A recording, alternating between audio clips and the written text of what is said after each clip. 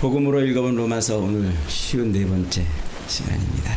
오늘은 복음 교향곡 이런 제목으로 말씀을 나눕니다. 복음 교향곡. 원래 제 머릿속에는 오늘 설교 전에 한 2분 정도 베토벤의 교향곡을 쫙 감상하려고 그랬어요. 그래서 한 2분 정도 우리가 그 웅장한 교향곡을 쫙 감상하고 설교를 들으려고 그랬는데 알아보니까 유튜브에 그런 영상을 올리면은 저작권에 또 걸린다고 그러네요. 그래서 방법을 찾아보다가 그냥 우리가 상상해보자 이렇게 해서 말았어요. 여러분 교향곡 아시는 교향곡 있나요? 이 시간 한번 머릿속에 떠올려 보세요. 뭐 여러분들이 아시는 교향곡이 뭐 많이 있겠습니까? 하면은 저는 베토벤의 그 운명을 한번 떠올려 봤어요. 짜다다짠 짜다다짠. 이게 떠올리십니까? 아, 얼마나 멋있어요 그 교향곡. 그 음악이 쫙 다다다다다다다다다 막그 음악을 들으면 막 가슴이 막 벌컥벌컥하지 않아요? 너무나 멋집니다. 오늘 함께 못 들어봐서 좀 아쉽긴 합니다만 오늘 제목을 제가 복음 교향곡이라고 잡아봤어요. 복음 교향곡. 이 로마서를 오늘 마지막 강해를 하는데 사실은 좀 더 들여다보고 싶은 욕심도 있었지만은 그러나 이쯤에서 마무리를 하는 게 좋겠다 하는 생각이 들어서 복음 교향곡이라고 제목을 붙이고서 로마서 전체를 한번 다시 훑어보고 싶은 그런 생각입니다. 여러분 교향곡 아시죠? 교향곡? 교향곡. 교향곡이 뭘까요? 찬송가랑 이게 비교해 보면요. 찬송가는 1절, 2절, 3절, 4절 이렇게 돼 있는데 교향곡은 1악장, 2악장, 3악장, 4악장 이렇게 돼 있어요. 이게 규모가 크다는 거예요. 길이가 굉장히 길다는 거죠. 우리는 한 찬송가는 한 절로 이렇게 되는데 한 악장으로. 그래서 한 악장이 보통 짧은 것은 한 3분에서 5분, 길면 뭐 한 15분, 20분 이렇게 연주되는 곡들도 있습니다. 그리고 두 번째 차이는 찬송가는 가사가 있어요. 가사를 붙여놔서 그 가사를 부르고 노래를 하는데 교향곡은 가사가 없이 악기들로만 연주를 하는 음악, 이것을 교향곡이라고 그래요. 그래서 악기들, 이 관악기 혹은 현악기, 요즘에는 현대 이 르네상스 시대 이후 이 낭만주의 시대 이후로는요 타악기도 이 교향악기에 포함이 되는 걸 이렇게 볼 수가 있어요. 그래서 관악기, 현악기, 타악기 이런 악기들로만 연주를 하죠. 그래서 이 교향곡에는 가사가 붙지를 않아요. 그런데 돌연변이가 하나 나왔죠. 베토벤이요. 베토벤이 마지막 만들어낸 교향곡이 9번 교향곡이죠. 그 베토벤의 9번 교향곡 제목을 혹시 아시나요? 합창 교향곡 이렇게 이름이 붙어 있어요. 합창 교향곡. 왜 그럴까요? 왜 교향곡을 합창 교향곡이라고 붙였을까요? 베토벤이요. 이 돌연변이 같아요. 확실히 그는 좀 천재적인 기질이 좀 있는 것 같아요. 그 당시에 음악을 주로 이렇게 이제 이 음악의 흐름이 뭐냐면 이 오라토리오 음악이 주류였어요. 오라토리오라는 말은 핸델의 메시아 같은 그런 음악이에요. 성경 그리고 하나님의 이 창조 세계 이런 종교적인 음악을 이 교향악단과 더불어서 합창단이 찬양을 하는 곡을 오라토리오라 이렇게 불러요. 그 합창단이 쏙 빠진 걸 교향악이라고 이렇게 부릅니다. 근데 베토벤이 이 교향악에다가 마지막 4악장에서 합창단을 붙여버렸어요. 그래서 마지막 4악장은 아주 웅장하게 그 합창의 마지막 4악장을 합창단이 마무리를 하죠. 그렇게 해서 유일하게 교향악으로는 유일하게 베토벤의 합창 넘버 9 그것이 합창단이 이렇게 부르는 그런 교향곡으로 나와 있습니다. 이 교향악을 우리가 이제 심포니라고 말하는데, 이 심포니라는 말은 헬라에서 그리스 헬라 말이에요. 함께 울린다 혹은 조화롭게 연주한다 이런 뜻이에요. 심포니. 이따 한 번 더 얘기하겠습니다만은 요 교향악단에 있어서 가장 큰 생명은 그 수많은 악기들이 조금도 불협화음을 내면 안 돼요. 그 많은 악기들이. 그래서 이 교향악을 연구하는 사람들은요, 이 교향악을 쓴 이 작곡가들은 천재들이다 이렇게 표현할 정도예요. 그 많은 악기들이 자기 소리를 각각 내는데 어느 것 하나 불협화음이 단 한 음도 생기지 않고 그렇게 만들어져 있다는 거예요. 놀랍죠?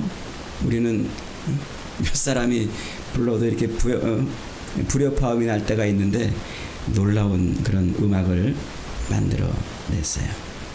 그래서 그 교향악은 참 수많은 악기들이 서로 다른 음색, 그리고 서로 다른 음향, 서로 다른 힘들을 가지고서 어우러져 기가 막힌 환상적인 음악을 만들어 내는 것이죠. 그것이 교향악이에요.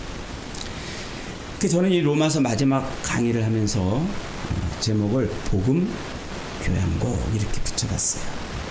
복음으로 모두가 다 그렇게 아름다운 하모니를 이룰 수 있는 그런 마지막을 하고 싶은, 실제로 이 마지막 이 로마서 16장 25절부터는요 26, 27 이 세 절은 노래예요.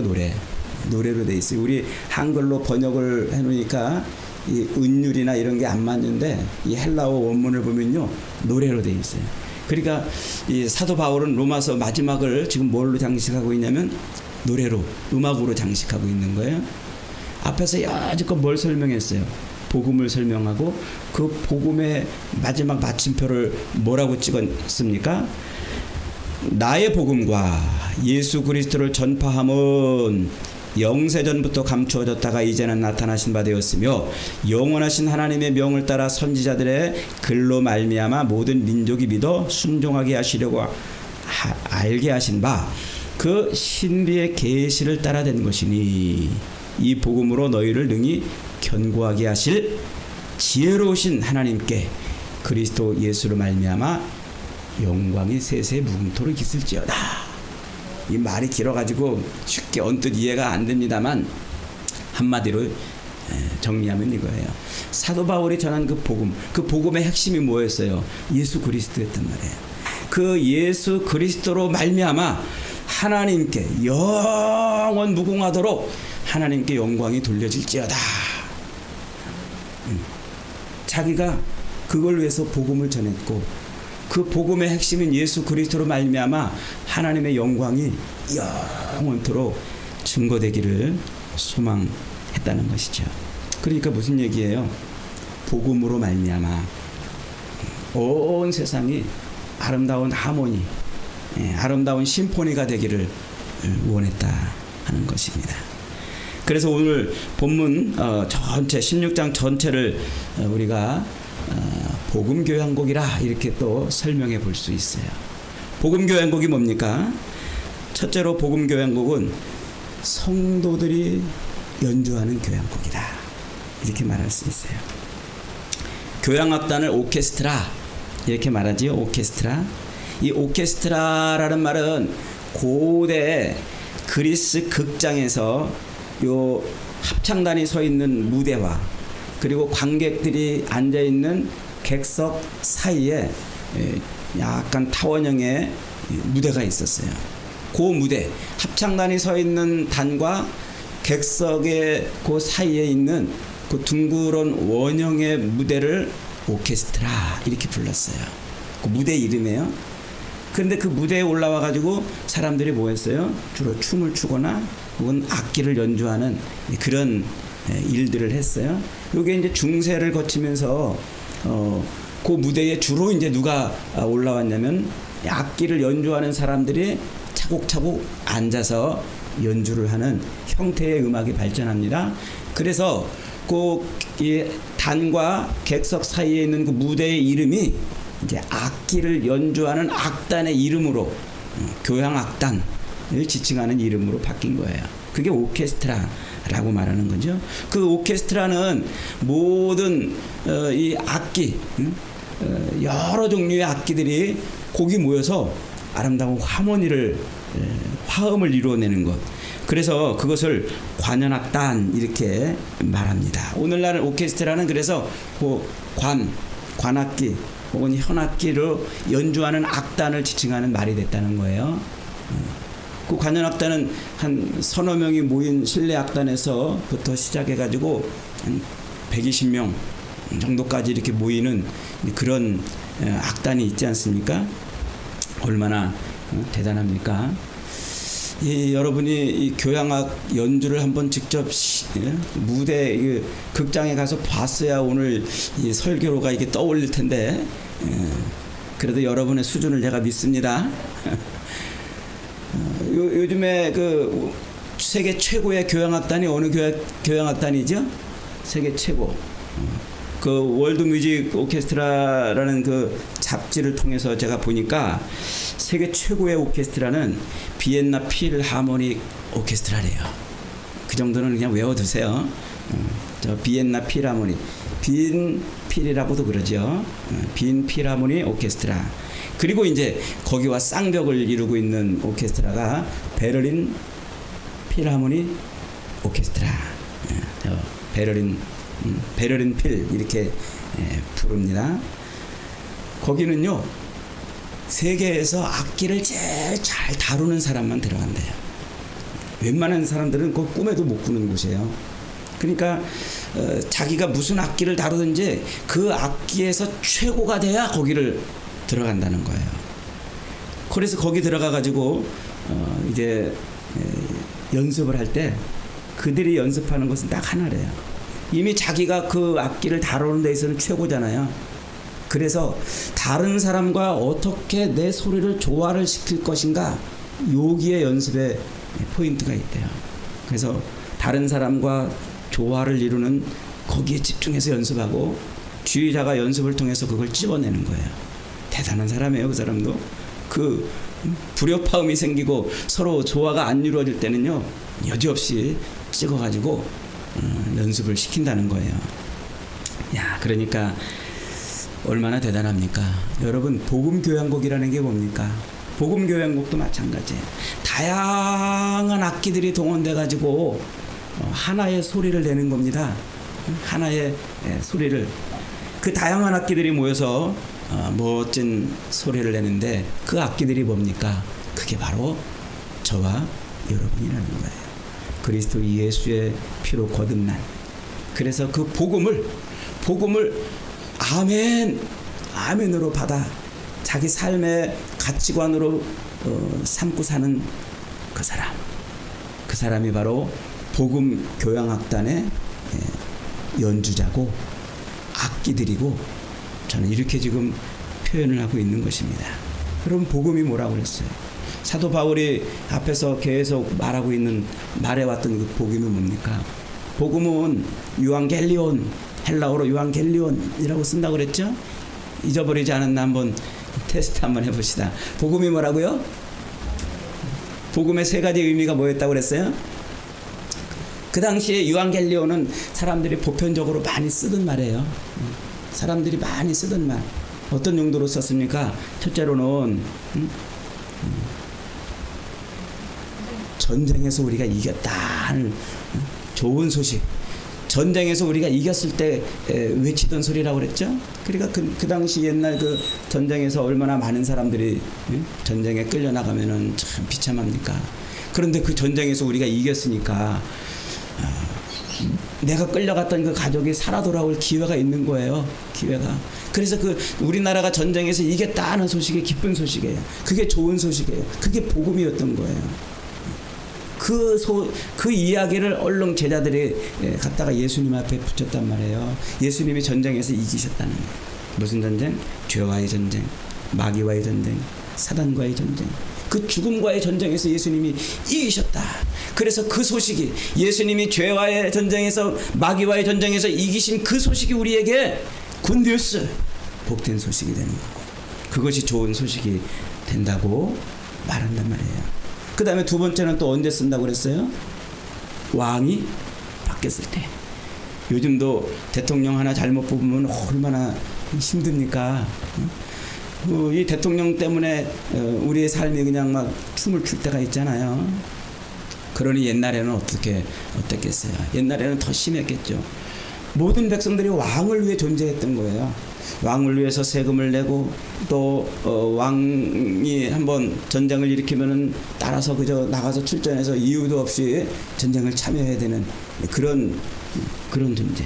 그래서 하나님께서 이 사무엘에게 이스라엘 백성들이 왕을 요구할 때 그 왕이 너희들을 이렇게 억압하고 이렇게 올가맬 건데 너희들 그래도 괜찮냐 이렇게 말씀하시는 대목이 나오잖아요. 그러니까 백성들이 이 왕 하나 잘못 만나면 죽을 맛인 거예요. 죽을 맛. 그런데 가장 좋은 소식이 뭐예요? 왕이 바뀌었다는 거예요. 황제가 바뀌었다는 거예요. 이게 기쁜 소식이에요. 소망이 생긴 거예요. 우리 삶이 바뀔 기회가 온 거란 말이죠. 그걸 얼른 제자들이 누구에게 붙였다고요? 예수님에게 붙인 거예요. 예수님이 새로운 왕이 되셨다. 옛날에는 사탄이 우리의 왕이었어요. 그래서 그 사단에게 늘 복종하고, 마귀가 우리의 왕이었어요. 그래서 마귀가 시키는 대로 살고, 죄가 우리의 왕이었어요. 늘 죄에 붙들려 살고 죄에 눌려서 신음하고 살았는데, 이제 우리 왕이 누구라고요? 예수님. 그래서 그걸 복음이라 이렇게 설명한다고 그랬잖아요. 세 번째는 언제 쓴다고 그랬어요?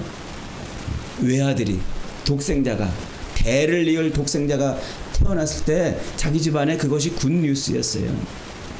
이것을 얼른 제자들이 예수님에게 갖다 붙였어요. 그분은 하나님의 외아들이셨다. 이런 유앙겔리온이라는 이 단어를, 세상 사람들이 보편적으로 쓰던 그 단어를 얼른 갖다가 예수님에게 붙여서 그분은 전쟁에서 이기신 분이고, 그분은 우리의 왕이 되시고, 그분이 하나님의 독생자라고 이렇게 설명을 했단 말이에요. 그 사실을 아멘으로 믿어 그분이 나의 왕 되시고 그분이 우리의 모든 삶에서 죄를 이기신 분이라는 것을 믿고 사는 그 사람이 바로 복음 교향곡 교향악단인 거예요. 여러분 믿으십니까? 여러분은 그러면 복음의 연주를 할 수 있는 연주자들이 된 거예요. 오늘 여기 보니까 로마서 16장에 보면은요, 다양한 악기들이 등장하잖아요. 그 연주자와 악기들 하나하나 아마 최고의 사람들이 아니었겠나 싶어요. 로마서 16장에는 모두 33명의 이름이 나옵니다. 그런데 24명은 로마에 있는 성도들이고 9명은 지금 바울이 로마서를 쓰고 있는 이 고린도에 있는 사람들이에요. 그런데 그 33명 중에 또 9명은 여자들인 거예요. 한 사람씩 우리가 다 살펴보지는 못했습니다마는 7절에 보니까 이런 인사가 나와요. 내 친척이요 나와 함께 갇혔던 안드로니고와 유니아에게 문안하라. 저희는 사도에게 유명히 여김을 받고 또한 나보다 먼저 그리스도와 안에 있는 자라. 이 재밌는 사실을 발견합니다. 알고 보니 바울의 친척 중에서 바울보다 먼저 예수를 믿은 사람이 있었던 거예요. 그러니까 내 친척이요 나와 함께 갇혔던 안드로니고와 유니아에게 문안하라. 바울의 친척. 그런데 이 바울보다 먼저 예수를 믿었던 사람인 것이죠. 추측컨대 아마 그들은 바울보다 먼저 예수를 믿고 바울이 예수 믿는 사람들을 잡아 핍박하려고 했던 그 일들에 대해서 가슴 아프게 생각했을 거예요.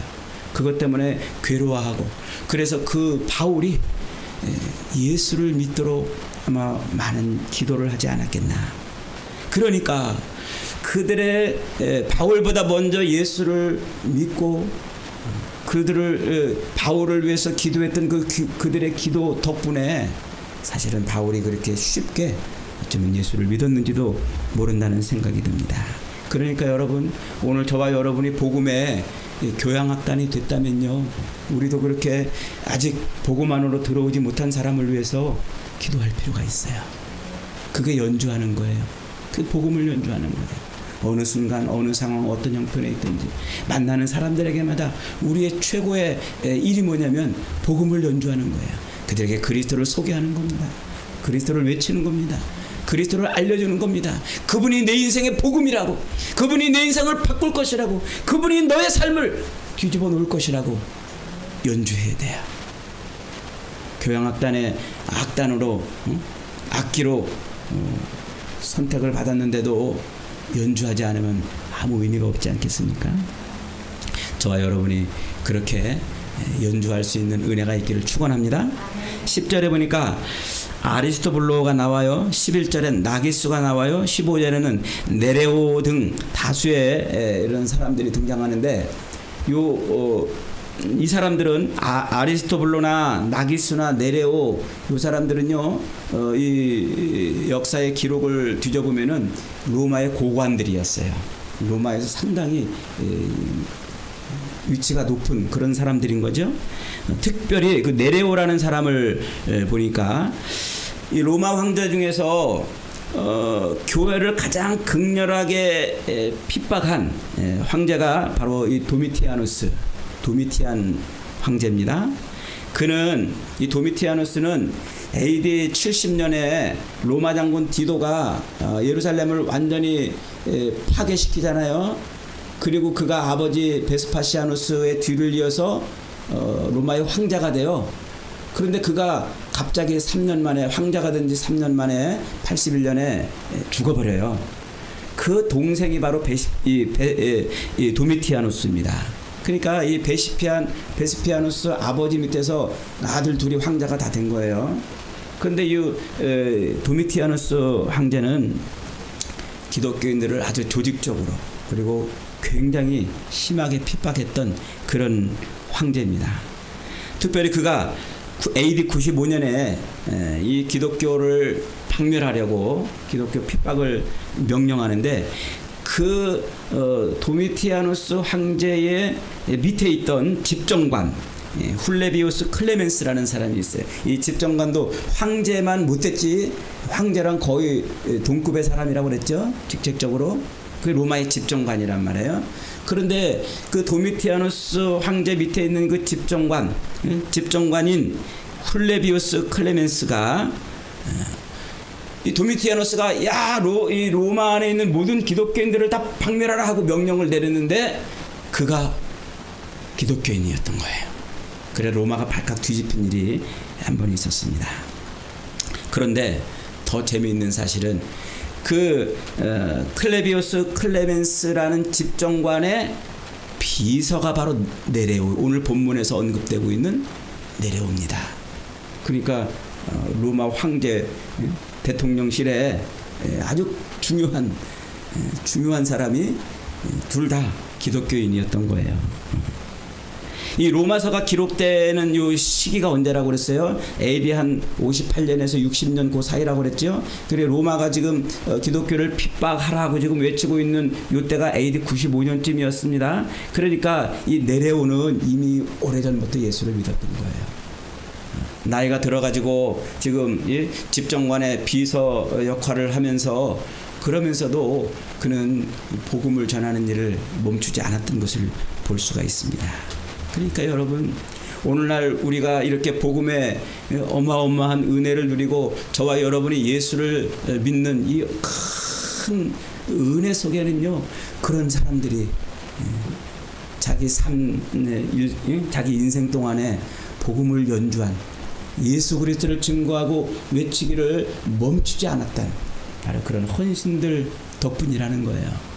그러니까 도미티아누스 황제의 그 기독교 핍박 속에서도 그들은 예수를 전하는 그런 일들을 멈추지 않았던 것이죠. 더 재미있는 사실은요, 그 집정관인 훌레비우스 클레멘스, 그 훌레비우스 클레멘스의 아버지가 또 유명한 사람이에요. 그 사람은 클레비우스 사비우스라는 사람인데, 클레멘스의 아버지가 사비우스라는 사람인데 AD 64년에 로마 황제가 로마에 불을 지르죠. 네로 황제가 AD 64년에 로마의 네로 황제가 로마에 불을 지르고 그 책임을 기독교인에게 뒤집어 씌워요. 그래서 기독교인들을 무자비하게 잡아들이고 죽이죠.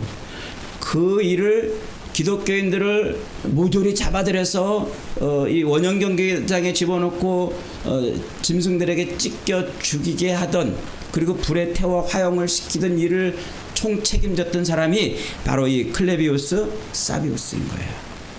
이 클레비우스 사비우스는 그런 일들을 하면서 아마 이 원형 경기장에서 사자들에게 찢겨, 굶주린 사자들에게 찢겨 죽음을 당하는 기독교인들을 바라보면서 그의 아들이 예수를 믿은 거예요. 그의 아들이. 그래서 그가 집정관까지 올라가면서도 복음을 연주하는 사람이 됐던 거죠. 어쩌면 그 원형 경기장에서 찢겨 죽어가는 그 순교자들의 그 피가 클레멘스의 가슴에 흐르게 된지도 모르죠. 여러분, 정말 보이지 않는 곳에서 복음의 교향곡을 연주한 그런 사람들 덕분에 오늘 이렇게 교회가 왕성하고 수많은 생명들이 주 앞으로 돌아간 것 아닙니까? 여러분, 하나님이 저와 여러분을 복음의 교향곡을 연주하는 연주자로 부르심을 믿으시기 바랍니다. 악기로 부르셨음을 믿으시기 바랍니다. 기회가 있을 때, 기회를 만들어서 우리는 복음을 연주해야 돼요. 그 더 재밌는 것은요, 22절 한번 보겠습니다. 22절에 보니까 이 편지를 기록하는 나 더디오도 주 안에서 너희에게 문안하느니라. 그러니까 이 로마서는 누가 쓴 거예요? 바울이 쓴 겁니다.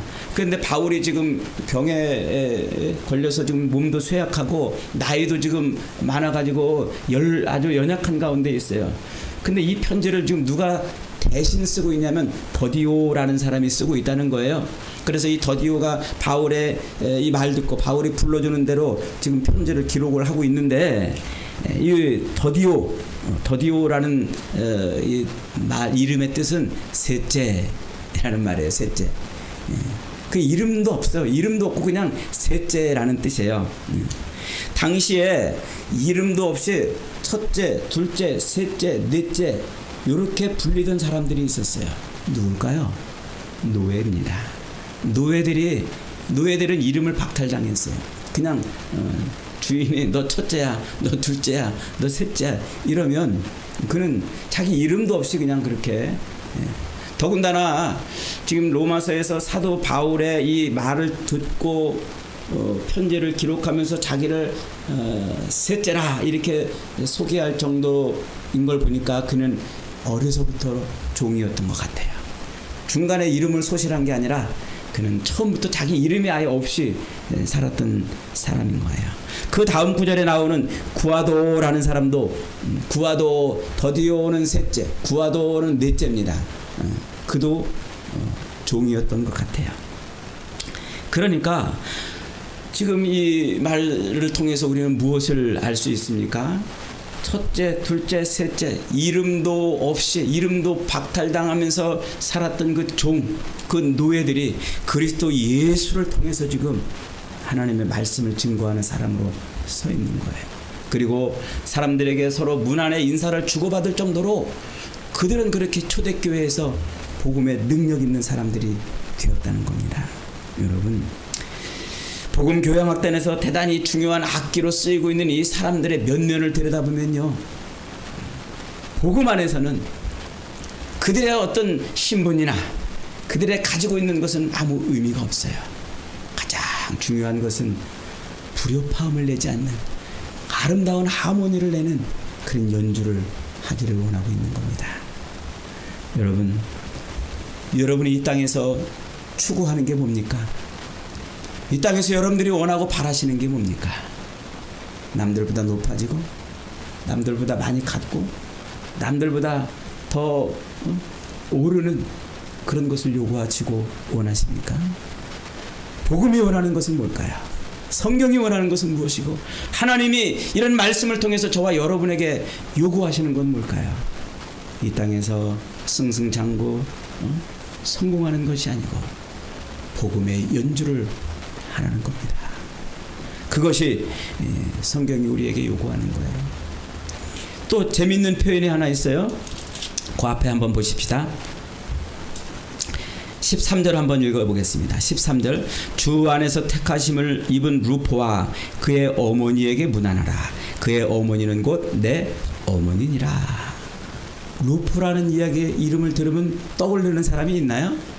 떠올리는 사람이 있어야 돼요. 루포는 예수님께서 십자가를 짊어지고 골고다를 향해 올라갈 때에 그 찢기고 상에서 십자가를 짊어지고 자꾸 쓰러졌어요. 그러니까 그 예수님의 십자가 행렬을 옆에서 구경하다가 로마 군인들에게 잡혀가지고 그 십자가를 대신 짊어진 구레나 사람, 구레뇨 시몬의 아들이에요. 구레뇨 시몬. 그러니까 지금 이 바울이 로마서를 기록하고 있을 당시에 루포 그러면 다 아는 거예요. 그가 누군지. 누구라고요? 그가 바로 예수님의 십자가를 대신 짊어졌던 구레뇨 사람, 구레뇨에 살던, 구레뇨 지역에 살던 시몬이라는 사람의 아들이었던 거예요. 그러니까 지금 이 본문은 우리에게 무엇을 생각하게 해주는 겁니까? 억지로, 아니 어쩌다가, 아니 재수가 없어, 운이 없어서 정말 내 뜻과는 상관없이 짊어졌던 십자가인데 그 십자가를 짊어진 이후에 그 자녀들은, 그의 아내와 그의 자녀들은 초대교회의 든든한 기둥이 됐다는 거예요. 여러분, 우리가 예수를 믿을 때는요 정말 어쩌다 믿잖아요. 저도 예수 믿을 때 어쩌다 믿었어요. 저도 예수 믿을 때요, 초등학교 이제 막 들어가기 전인가, 그때 집 앞에서 갑자기 뭐 꽹과리 소리가 나고 뭐 북 소리가 나고 그러는 거예요. 이게 무슨 소린가 싶어가지고 나와봤더니요, 여름 성경학교, 그때는 여름 성경학교 할 때 동네를 돌아다니면서 막 북치고 그러면서 이렇게 막 지나다니면 애들이 신기해가지고 따라 나오잖아요. 그럼 선생님들이 그 따라 나온 애들한테 얼른 사탕을 줘가지고 일로 와 그래가지고 교회를 끌고 가요. 저도 그래서 사탕 하나 받고 교회 끌려가서 그래서 예수를 믿고 오늘 이 자리에 여러분과 함께 복음을 연주하는 사람이 됐어요. 여러분 보세요. 여러분들이 교회 나오는 것 정말 마음 먹고 내가 이제 새 사람이 되리라, 내가 이제 영생을 사모하는 사람, 내가 이제 예수를 만나서 내 인생을 완전히 뒤집어서 새롭게 살아보리라, 이렇게 결단하고 결심하고 나온 사람이 몇이나 있습니까? 어떤 사람은 아내 때문에 나오고, 어떤 사람은 자식 때문에 나오고, 어떤 사람은 사업 때문에 나오고, 어떤 사람은 이래도 안 되고 저래도 안 되는 내 삶 때문에 절망해서 나온 사람도 있을 거예요. 다 그렇게 나오는 거예요. 그러나 그렇게 나온 그런 사람들을 하나님은 어떻게 쓰셔요? 교회의 기둥 같은 일꾼으로 쓰시는 겁니다. 저와 여러분의 인생이 그런 줄 믿으시기 바랍니다. 사랑하는 여러분, 복음 교양학단은 복음을 연주하는 사람들이에요. 그래서 그 속에서는 서로 하나의 소리를 내야 돼요. 하나의 소리. 아무리 최고의 연주자고 그 악기를 연주하는 데 있어서 가장 탁월한 사람이라 할지라도 교향악단에 들어가는 순간 그는 자기 마음대로 연주할 수 없어요. 주의자에 따라서 다른 악기들과 최고의 하모니를 이루도록 만들어 내야 되는 것입니다. 교향악단을 심포니 오케스트라라고 그런다고 그랬죠. 이 심포니라는 말이 바로 사랑으로 조화롭게 한다, 이런 뜻이에요.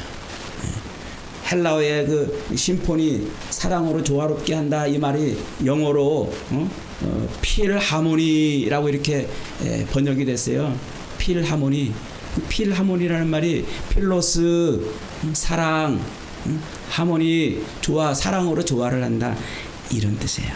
그러니까 호모포니 혹은 폴리포니, 이런 음악들이 서로 어우러져 가지고 심포니가 되는 거예요. 아름다운 하모니를 이루는 겁니다. 근데 교회 안에 들어오면요, 우리는 복음으로 하나 돼야 돼요. 교회 안에서는 우리가 정말 아름다운 복음의 연주자가 돼야 돼요. 여러분, 예수 그리스도를 우리가 믿고 그리스도의 그 복음에 무릎 꿇는 순간 저와 여러분은 교회가 된 줄 믿으시기 바랍니다. 예배당에 나와서만 교회가 아니에요. 예배당에 앉아 있어야 교회가 아니고 우리의 인생 자체가 이제 교회가 된 거예요. 저와 여러분은 그래서 교회는 하모니를 이루어야 돼요. 하모니. 어떤 사람이 지하철을 타고 가는데요, 둘이 막 싸우더래요. 그래서 이 사람이 둘이 싸우는 사람한테 조용히 하라고 그러는데 더 시끄럽게 그러더래요. 이 사람이 뭐라고 그랬다고요? 그 싸우는 사람들한테, 야 이것들아, 여기가 교회인 줄 알아? 왜 이렇게 싸워? 이랬대요. 교회가 얼마나 싸우고 교회가 얼마나 시끄러우면 지하철에서 싸우는 사람 보고 여기가 교회인 줄 아냐고 그렇게 야단을 쳤겠습니까? 안타까운 일이지만 요즘 교회 안에서는요, 너무 서로 불협화음이 많이 일어나고 너무 서로 갈라지고 싸웁니다. 왜 그럴까요? 두 가지가 없어서 그래요. 첫째로는 말씀이 없어서 그래요. 또 하나는 기도하지 않기 때문에 그래요. 말씀이 사라지고 기도가 약해지면 그곳은 복음을 연주하는 곳이 아니라 세상이 되는 거예요. 세상. 정글 같은 너를 죽여야 내가 살고 너를 죽이지 않으면 내가 살 수 없는 그런 곳이 되기 때문에 그러는 거예요. 여러분, 십자가 복음이 뭐예요? 우리가 로마서를 통해서 지금 바울이 계속해서 반복해서 우리에게 가르쳐주고 있는 이 복음이 뭡니까? 그리스도께서 십자가를 짊어졌다는 거예요. 십자가에서 죽으시고 부활하사 우리의 구원의 주가 되셨다는 거예요. 그 십자가가 뭐라고 그랬어요? 내가 죽어 너를 살리는 것. 그게 십자가예요. 내가 죽어 너를 살리는 것. 이 십자가 원리가 복음 연주자에게 가장 중요한 연주의 핵심인 거예요. 내가 죽어 너를 살리는 것. 복음을 믿고 예수를 믿는다고 말하면서도 저것을 죽여야 내가 사는 그런 정글 같은 삶을 사는 방식으로 사는 사람은 복음 연주자가 될 수가 없어요. 사랑하는 여러분, 내가 죽어 너를 살리는 것, 그것이 십자가의 길이고 그것이 복음 연주자의 가장 중요한 연주 태도입니다. 저와 여러분은 복음 연주자로 부르심을 받은 줄 믿으시기 바랍니다. 언제나 어디서나 어느 때나 누구를 만나든지 복음을 연주해 보십시오. 그리고 교회 안에서 가장 아름다운 하모니, 가장 아름다운 심포니를 이루어 보십시오. 그럴 때 하나님은 우리를 통해서 영광을 받으시는 거예요. 우리를 통해서 세세무궁토록 영광을 받으시는 겁니다. 저와 여러분이 복음 연주자로, 복음의 교향악단으로 최고의 복음 교향곡을 연주하는 아름다운 인생들, 또 우리 교회가 되어서 하나님께 영광을 돌리는 은혜가 있기를 주님의 이름으로 축복합니다.